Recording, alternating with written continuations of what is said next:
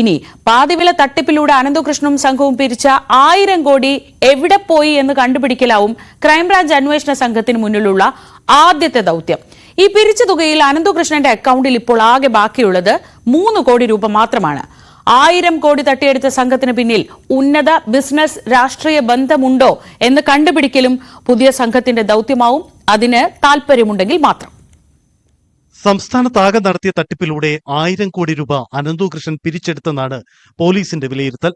ഇതുവരെ വിവിധ police സ്റ്റേഷനുകളിലായി register ചെയ്ത പരാതികൾ പ്രത്യേക അന്വേഷണ സംഘം ക്രോഡീകരിക്കും. ഇതോടെ തട്ടിപ്പ് തുക ഇതിലും ഉയർന്നേക്കാം. ഇത്ര വലിയ തുക കയ്യിലെത്തിയിട്ടും അനന്തകൃഷ്ണന്റെ അക്കൗണ്ടിൽ അവശേഷിക്കുന്നത് 3 കോടി മാത്രം.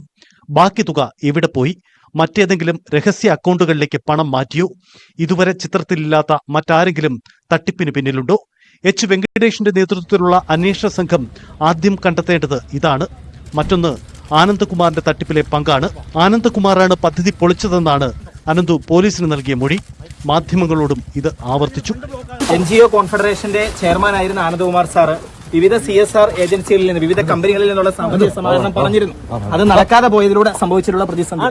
1000 കോടിയുടെ തട്ടിപ്പ് ഒരാൾക്ക് മാത്രം നടത്താനാകുമോ? കേസിൽ വൻകിട രാഷ്ട്രീയ ബിസിനസ് ബന്ധങ്ങളുണ്ടോ? പ്രധാനമന്ത്രിയുടെ അടുത്തെത്താൻ പോലും അനന്തുവിന് കഴിഞ്ഞത് ഈ ബന്ധങ്ങളാണോ? ക്രൈംബ്രാഞ്ച് സംഘത്തിന് മുന്നിലുള്ള വെല്ലുവിളി വലുതാണ്. അതിനുമപ്പുറം പൂർണ്ണമായി സ്വതന്ത്ര അന്വേഷണം നടത്താൻ ഈ അന്വേഷണ സംഘത്തിന് കഴിയുമോ?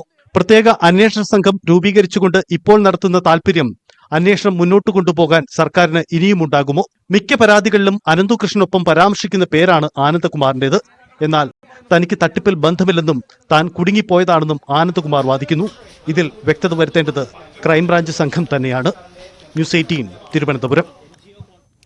പാതിവില തട്ടിപ്പിൽ വലിയ ആരോപണങ്ങൾ ആദ്യഘട്ടത്തിൽ തന്നെ ഉയർന്നത് പെരിന്തൽമണ്ണ MLA നജീബ് കാന്തപുരത്തിനെതിരെയാണ്. Doctor P. സരനായിരുന്നു ആ ആരോപണങ്ങൾ ഉന്നയിച്ചത്. അതിനു പിന്നാലെ ഇപ്പോൾ നജീബ് കാന്തപുരത്തിനെതിരെ ഒരു പെൺകുട്ടിയാണ് പരാതി നൽകിയിരുന്നത്. ആ പരാതി പിൻവലിച്ചു. ലാപ്ടോപ്പിന്റെ വിലയായി അടച്ച 21,000 രൂപ തിരിച്ചു നൽകിയ സാഹചര്യത്തിലാണ് പുലാമന്തോൾ സ്വദേശിനിയായ വിദ്യാർത്ഥിനി പരാതി പിൻവലിച്ചത്. പുലാമന്തോൾ ടിയൻപുരം സ്വദേശിനിയായ അനുപമയാണ് തട്ടിപ്പിൽ നജീബ് കാന്തപുരത്തിനെതിരെ ആദ്യം പരാതി നൽകിയത്. 21,000 രൂപ ലാപ്ടോപ്പിനായി അടച്ച് 4 മാസം പിന്നിട്ടിട്ടും ലാപ്ടോപ്പ് ലഭിക്കാത്ത സാഹചര്യത്തിലായിരുന്നു പരാതി. തുടർന്ന് നജീബ് കാന്തപുരത്തിനും അദ്ദേഹത്തിന്റെ ഓഫീസ് സെക്രട്ടറിക്കുമെതിരെ സാമ്പത്തിക തട്ടിപ്പിനും വിശ്വാസവഞ്ചനയ്ക്കും പെരിന്തൽമണ്ണ പോലീസ് കേസെടുത്തു. ഇതിന് പിന്നാലെ തന്നെ പ്രാദേശിക ലീഗ് നേതാക്കൾ കേസ് പിൻവലിപ്പിക്കാനുള്ള ശ്രമങ്ങൾ നടത്തിയിരുന്നു. കഴിഞ്ഞ ദിവസം നജീബ് കാന്തപുരം MLA നേതൃത്വം കൊടുക്കുന്ന മുദ്ര ചാരിറ്റബിൾ ട്രസ്റ്റ് തന്നെ പണം തിരികെ അക്കൗണ്ടിലേക്ക് നൽകിയതോടെയാണ് അനുപമ പരാതി പിൻവലിക്കാൻ തീരുമാനിച്ചത്. മുദ്രയുടെ റെസിപ്റ്റ് തന്നിട്ട് അവിടെ വാങ്ങി വെച്ചിരുന്നു. അക്കൗണ്ട് വഴി കുറച്ച് അക്കൗണ്ടായിട്ടും കുറച്ച് ക്യാഷായിട്ടാണ് കൊടുത്തത്. അപ്പോൾ അത് തിരിച്ചു കിട്ടണം, അല്ലെങ്കിൽ ലാപ്ടോപ്പ് കിട്ടണമെന്നേ പറഞ്ഞു. അപ്പോൾ ലാപ്ടോപ്പ് ഇപ്പോൾ ലാസ്റ്റ് കിടത്ത് ഞാൻ പറഞ്ഞു ലാപ്ടോപ്പ് വേണ്ട, ഞാൻ കൊടുത്ത പൈസ തിരിച്ചു കിട്ടിയാൽ മതി എന്നാണ് പറഞ്ഞത്. അപ്പോൾ കൊടുത്ത പൈസ ഇന്നലെ വൈകുന്നേരത്തോട് കൂടിയിട്ട് തിരിച്ച് തന്നിട്ടുണ്ട്. വന്നത് 21,000 രൂപ അക്കൗണ്ട് വഴിയാണ് തന്നിട്ടുള്ളത്. അക്കൗണ്ട് ഫെഡറൽ ബാങ്കിലെ ഭാര്യയുടെ പേരിലെ അക്കൗണ്ടിൽ നിന്നാണ് പൈസ അങ്ങോട്ട് കൊടുത്തിരുന്നത്. അതേ അക്കൗണ്ടിലേക്കാണ് തിരിച്ചു വന്നത്. അനുപമ പരാതി പിൻവലിച്ചെങ്കിലും FIR രജിസ്റ്റർ ചെയ്തതിനാൽ പോലീസിനെ കുറച്ച് നടപടിക്രമങ്ങൾ കൂടി കേസിൽ പൂർത്തീകരിക്കേണ്ടതുണ്ട്. പരാതി നൽകിയാൽ പണം തിരികെ ലഭിക്കുമെന്ന് കണ്ട് കൂടുതൽ പേർ നജീബ് കാന്തപുരത്തിനെതിരെ പരാതിയുമായി രംഗത്ത് വരുമോ എന്നുള്ളതാണ് വരും ദിവസങ്ങളിൽ കണ്ടറിയേണ്ടത്. ന്യൂസ് 18 മലപ്പുറം.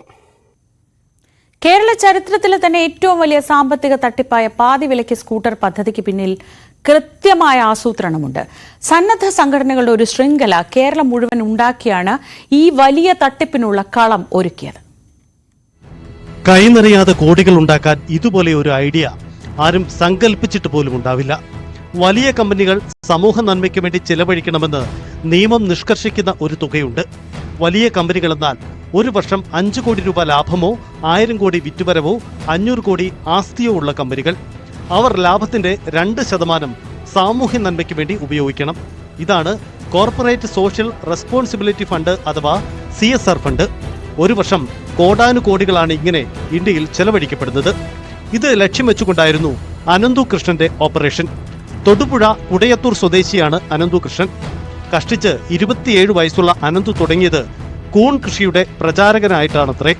പിന്നെ കേന്ദ്ര സർക്കാരിന്റെ Bharat Sevak Samaj, doctor Kalam youth foundation തുടങ്ങിയ സന്നദ്ധ സംഘടനകളിലൂടെ ഈ മേഖലയുടെ അനന്ത സാധ്യതകൾ മനസ്സിലാക്കി അങ്ങനെയാണ് പാതിവില ഓഫർ പദ്ധതിയിലേക്ക് എത്തിയത്. അതിന്റെ വിശദാംശങ്ങൾ ഇങ്ങനെയാണ്. സ്ത്രീ ശാക്തീകരണത്തിന്റെ ഭാഗമായി വനിതകൾക്ക് ഇരുചക്ര വാഹനം, സ്വയം തൊഴിലിന് ലാപ്ടോപ്പ്, തയ്യൽ മെഷീൻ, പിന്നെ വീട്ടുപകരണങ്ങളും. സഹായം വേണ്ട ആളുകളുടെ പട്ടികയുണ്ടാക്കി കമ്പനികളുമായി സംസാരിച്ച് ധാരണയിലെത്തുന്നു. സൗജന്യമായിട്ടോ നിസ്സാര തുകയ്ക്കോ കമ്പനി ഉൽപ്പന്നങ്ങൾ നൽകുന്നു. നാട്ടുകാരും കമ്പനികളും ഒരുപോലെ ഹാപ്പി. ഇടയ്ക്ക് നിന്ന് കമ്മീഷൻ അടിച്ചാൽ തന്നെ കിട്ടുന്നത് കോടികളാണ്. നാട്ടിൽ അത്യാവശ്യം പേരുള്ള സത്യസായി ഓർഫനേജ് ട്രസ്റ്റുമായി ചേർന്നാണ് പദ്ധതി തുടങ്ങുന്നത്. 2022 കേരളമെങ്ങുമുള്ള സന്നദ്ധ സംഘടനകളെ ഒരുമിച്ച് കൂട്ടുകയായിരുന്നു അടുത്തത്. അങ്ങനെയാണ് 2000-ഓളം സംഘടനകളെ ഒരു കുടക്കീഴിലാക്കി NGO കോൺഫെഡറേഷൻ രൂപീകരിക്കുന്നത്. Sathyasai orphanage trust director Anandkumar state coordinator, Ananthu Krishnan ദേശീയ കോർഡിനേറ്റർ. ഇരുവരും ചേർന്ന് കാസർഗോഡ് മുതൽ തിരുവനന്തപുരം വരെ 100 കണക്കിന് യോഗങ്ങൾ, വാട്സപ്പ് ഗ്രൂപ്പുകൾ. 2022 തുടങ്ങിയ പദ്ധതി വഴി ആദ്യം കുറെ പേർക്ക് സാധനങ്ങൾ നൽകുകയും ചെയ്തു. സ്കൂട്ടർ പാതി വിലയ്ക്ക് എന്ന വാർത്ത നാട്ടിലെങ്ങും പാട്ടായി. ജനമൊഴുകി. പദ്ധതിയുമായി സഹകരിക്കാൻ രാഷ്ട്രീയ പാർട്ടികളും നേതാക്കളും എത്തി. കോൺഫെഡറേഷനിൽ അംഗങ്ങളാവാൻ സന്നദ്ധ സംഘടനകളും തിക്കിത്തിരക്കി. പലരും ഇതിനായി തട്ടിക്കൂട്ട് സംഘടനകൾ പോലും ഉണ്ടാക്കി. ആളുകളെ സംഘടിപ്പിക്കാൻ എല്ലായിടത്തും കോർഡിനേറ്റർമാർ. അവർ വഴിയാണ് സ്കൂട്ടറും മറ്റും വേണ്ടവർ പണമടയ്ക്കേണ്ടത്. വിപണി വിലയേക്കാൾ പകുതി വില അടച്ചാൽ മതി. Social B ventures, professional service innovation, grass root innovation എന്നീ കമ്പനികളിലേക്കാണ് പണമെത്തുന്നത്. 3 അനന്തു കൃഷ്ണന്റെ കമ്പനികൾ തന്നെ. കോർഡിനേറ്റർമാർക്കും ഒരു തുക കിട്ടും. ആളുകൾ അടയ്ക്കുന്നതിന്റെ 2%. ഓസിന് കിട്ടിയാൽ എന്തും വാങ്ങുന്ന ജനം സാധനങ്ങൾ എങ്ങനെ പാതി വിലയ്ക്ക് കിട്ടുമെന്നൊന്നും ആലോചിച്ചില്ല. പാവപ്പെട്ട സ്ത്രീകൾക്കുള്ളതാണ് പദ്ധതിയെങ്കിലും അതല്ലാത്തവരും സ്കൂട്ടറിനായി തിക്കിത്തിരക്കി. തിരുവനന്തപുരത്തെ മാധ്യമപ്രവർത്തകരുടെ പ്രസ് ക്ലബ് മന്ത്രിയെ സാക്ഷിയാക്കി ഈ പദ്ധതി ഉദ്ഘാടനം ചെയ്തു. പോലീസ് അസോസിയേഷനുള്ള ഓഫർ തയ്യൽ മെഷീനുകളായിരുന്നു. അവരും കൈകൊടുത്തു.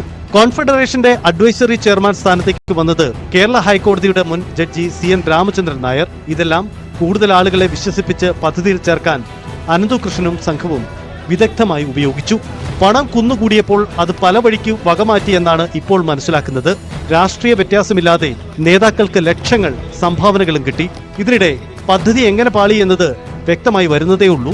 പരമാവധി പണം പിരിച്ചു മുങ്ങാനായിരുന്നു ആദ്യം മുതലേ ഉദ്ദേശം. അതോ ആയിരക്കണക്കിന് ആളുകൾ അംഗങ്ങളായപ്പോൾ അവർക്കെല്ലാം കമ്പനികളിൽ നിന്നും സ്കൂട്ടറും തയ്യൽ മെഷീനുമൊന്നും എത്തിക്കാൻ പറ്റാതായി പോയതാണോ? അതോ പെട്ടെന്ന് കോടികൾ വന്നു ചേർന്നപ്പോൾ ആഡംബരങ്ങൾക്കായി അതെല്ലാം ചിലവാക്കി പാപ്പരായി പോയതാണോ? News desk, news 18.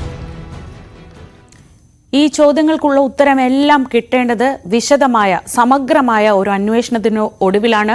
ആ അന്വേഷണത്തിലേക്ക് ക്രൈംബ്രാഞ്ച് കടക്കുമെന്ന് തന്നെ നമുക്ക് പ്രതീക്ഷിക്കാം. കാരണം തുടക്കത്തിൽ പറഞ്ഞതുപോലെ കേരളം കണ്ട ഏറ്റവും വലിയ സാമ്പത്തിക തട്ടിപ്പുകളിൽ ഒന്നാണിത്. ഇതിനിരയായിട്ടുള്ളത് ഈ നാട്ടിലെ ഏറ്റവും അതിസാധാരണക്കാരായ സ്ത്രീകളാണ്.